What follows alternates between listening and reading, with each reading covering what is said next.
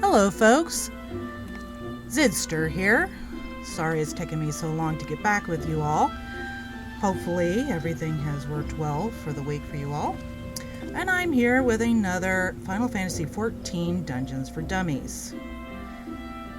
I've slowly been trying to get myself set up with the proper setup so that I'm not bugging my family, so sorry it's taken me so long to get back. And with no more further ado, we're right into the dungeon.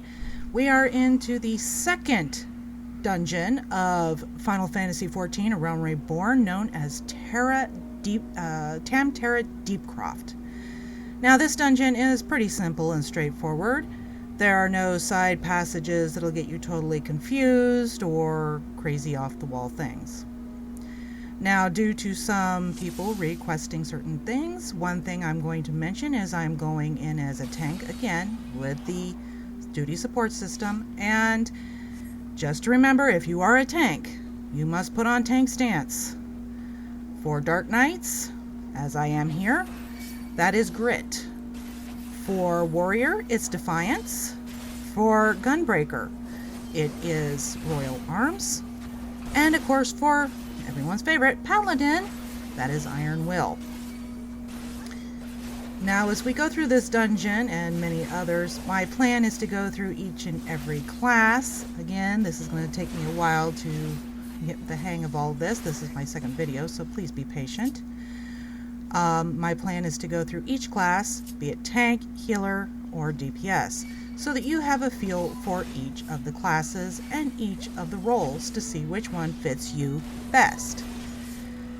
Now, dealing with some of these, you have to watch out for AoEs, which for those of you who are new, AoEs are these big orange or red, or however you want to look at it, areas on the ground. Some of them are square, some of them are cone-shaped, some of them are circular. Keep your eye out. If it's red, don't stand in it. If it's blue, it means it's something from one of your allies, so you are probably fine. Now for healers, just so that you know, if you are in one of these dungeons with a tank and the tank decides to just take off, hit sprint, follow them, and make sure to keep their hit points up. Now again, this is with the duty support system, so everything's going to go slow. I hope to get in some of my free company members to join me for some of the dungeons later on, and hopefully we'll go a lot faster. But in the meantime, hopefully this will do the trick.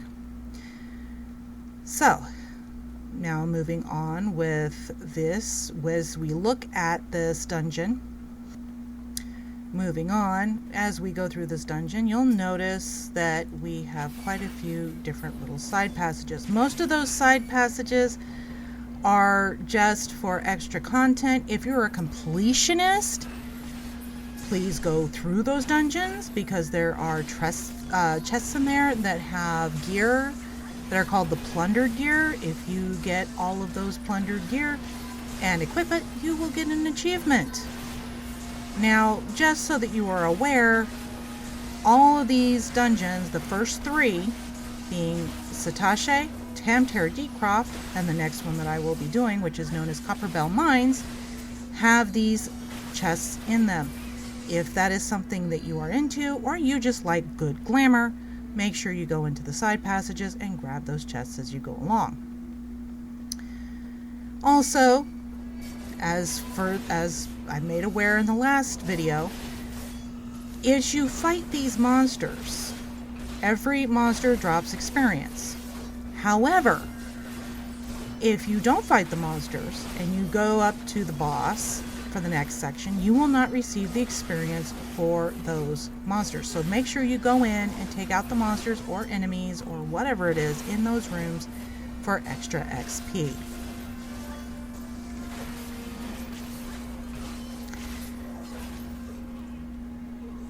Now, as we continue on, we're heading towards, I do believe, the first boss. Now, these bosses are rather simple and straightforward. You take out the enemies, the mobs, right there. Now, you'll see this Dalamud, trying to see the name. Anyway, he looks like a Thermitage or Black Mage. When you take him out and the ads, another boss will appear. This is a void scent. You have to take him out. Once he is taken out, as you look behind you, there is this orb. When you have done taking out the monsters, you will then take out the orb that is behind you, and you won't take it, sorry, my bad. You won't take the orb out behind you, you will interact with it so that it unlocks the next area of the dungeon. Also, don't forget, it will be a chest that appears behind this boss, and you can then take that, open that chest, and hopefully it will be some plundered gear. If not, if you are low level and you need gear and you're not wanting to spend the guild for it, this is perfect just for you. So now we're going to go and take on the next set of mobs.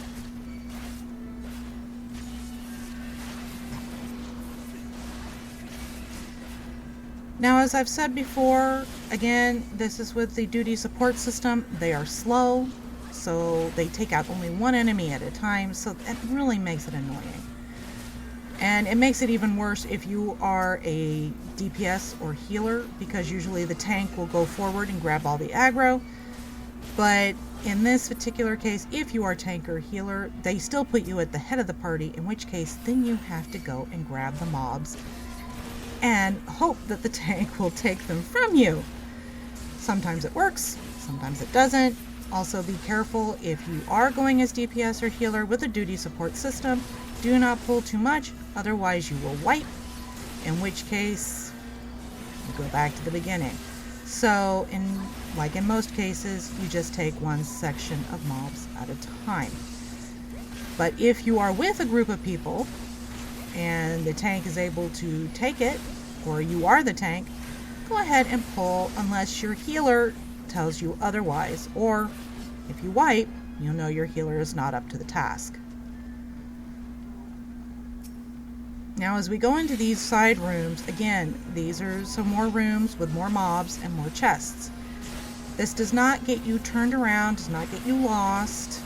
Just keep in mind which direction you walked into the room with and go the opposite as you go to leave. That way you don't get entirely turned around. And of course, if by chance you do get lost, there's this wonderful little mini map up in your upper right hand corner.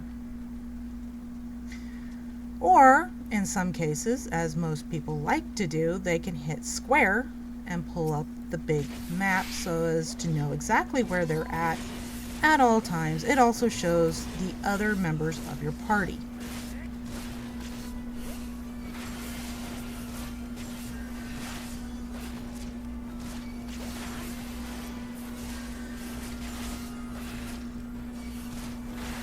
Now, I had intended to cut out some of these extended fighting scenes, but one of my subscribers recommended that I didn't.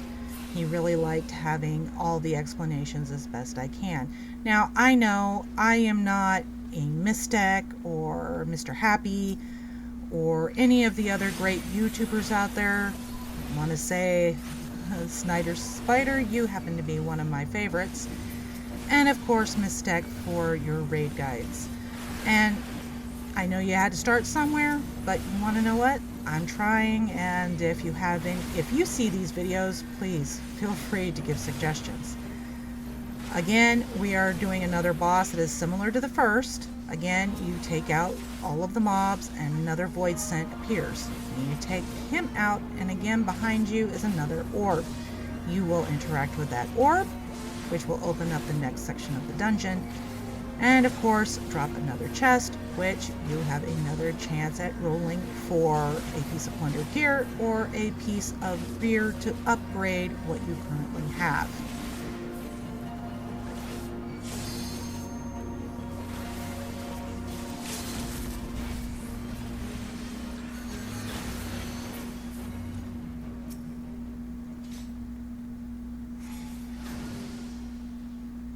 Now moving on to this next section. This will work slightly different from the other sections that you have done. As you pull the mobs and you go through here, you will, instead of making a right at what you would think is the final boss, you'll notice that there is a shield. You can't go through it. So you follow and take care of the mobs ahead of you. Now as you're going through this, you're probably sitting here going, why in the world is she continuing to talk? Why is she continuing all this? Well, just so that those of you who have difficulties with these dungeons, I am just trying to give ideas and maybe some humor, because some of these really get annoying after a while. And if you're a healer, you're probably bored out of your mind by this point. But keep in mind, the dungeons just get better from here. Trust me. Some of them, when I get to them, they're going to take a little longer to go through. I may even pause the video at certain points to make sure that I make my points available so that those of you who do get lost can understand the mechanics.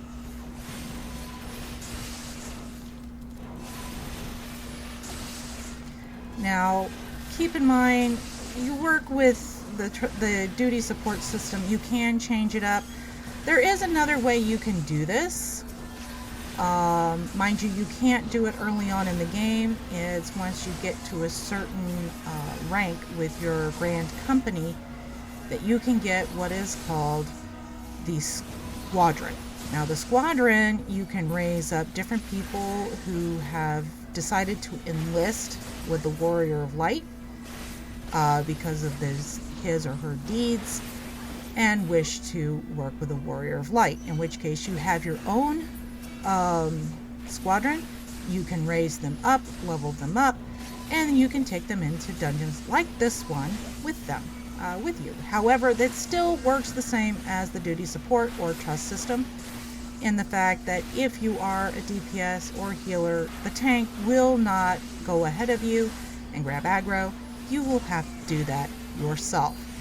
And then the tank will come in behind you and take the aggro from you, which is kind of nice. Now see, I have used my big map because I got a little turned around and I'm wanting to make sure I know exactly where I'm going. So here we are again. We've got some more of these lovely nasty spiders we have to take care of. And as we come around the corner, oh wait, that's a boss room. But we can take the monsters through here because we have more monsters to take out. And again, as you notice, there's that shield to the left. If you look over, it's a shield. You cannot get into the final boss room because of that shield. So that means, you guessed it, going through more of the dungeon to get the item we need to unlock that lovely shield. So that means more fighting, more experience. And again, if you don't fight these monsters, these are monsters you do not get experience from later, so make sure you get them now. Now we're going to come over here to this room on the left. Now as we go through here, you're going to notice a bunch more mobs. And you have to take these out before you can get to the orb behind them. Now you're going to think, oh, well, you know, I can just leave these to somebody else to fight and go and grab the orb.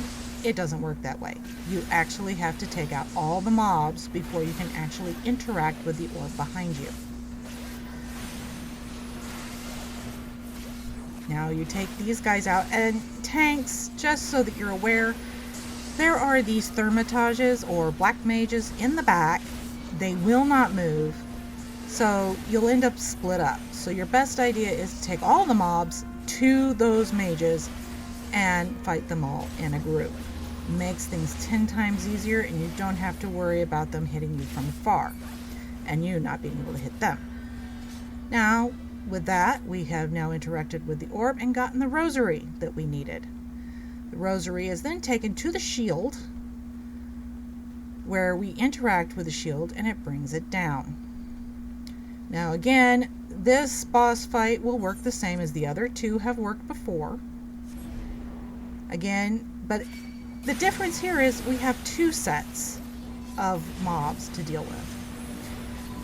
Healers, make sure you keep tabs on your tanks. Your tanks at this point, this early on in the game, do not have the cooldowns that they have later on. So please keep an eye on them, keep an eye on their hit points, and make sure that they are healed appropriately. Again, we take out the mage looking guy, and after we've taken them out, one void scent again appears. We have to take him out before we can unlock the orbs. Now if you'll notice, there are 2 this time instead of 1. So when you take this boss out, you have to go over and interact with each of the orbs. Also, again, you're going to have chests that will appear, and again you have a chance to roll for those lovely plundered gear or gear that helps upgrade your character at the time. Now we have taken care of the boss. We go over and we interact with each of these orbs. Now you think the dungeon's over, right? Right? Well, I hate to disappoint you, but you're wrong. That was not the final boss. This just unlocks the next step of the dungeon, which is the final boss, and this guy is a nuisance.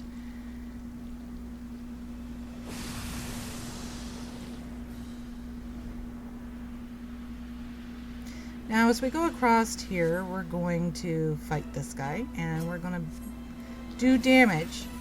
Now keep in mind, one of these things that's going to happen is as you do damage, you're going to notice suddenly he's invulnerable. You're also going to notice purple tethers attached to him. When this occurs, look at the other end of the purple tethers. You're going to notice an inconspicuous imp. You have to take that imp out so that you can continue to do damage to the boss. As the fight continues, ads will pop up, so tanks, be ready to grab aggro from the other players. Make sure that you have all the aggro while the DPSs and healers keep you alive and take out the mobs. And take out the imps. The imps will make it to where you cannot do damage to the final boss. Thus, you must make sure those imps are taken out before anything else is done. Now watch out, there's a giant AoE he likes to do, and this AoE has a tendency to paralyze, so you want to make sure you are not in there, especially if you are a mage of any kind, because it will impede your ability to actually do your magic. Now healers, of course, if you see this, make sure to use Asuna to remove the paralysis.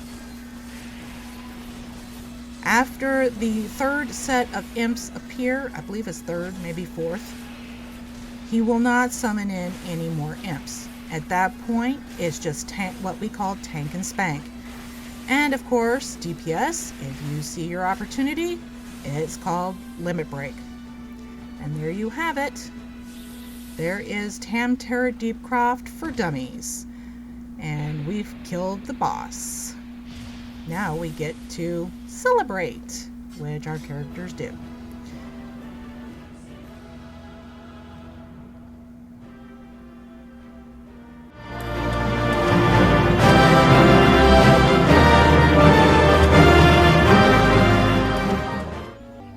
Well, I hope you enjoyed this, and we'll see you next time.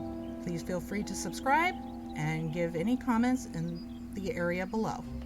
Thank you, and see you again.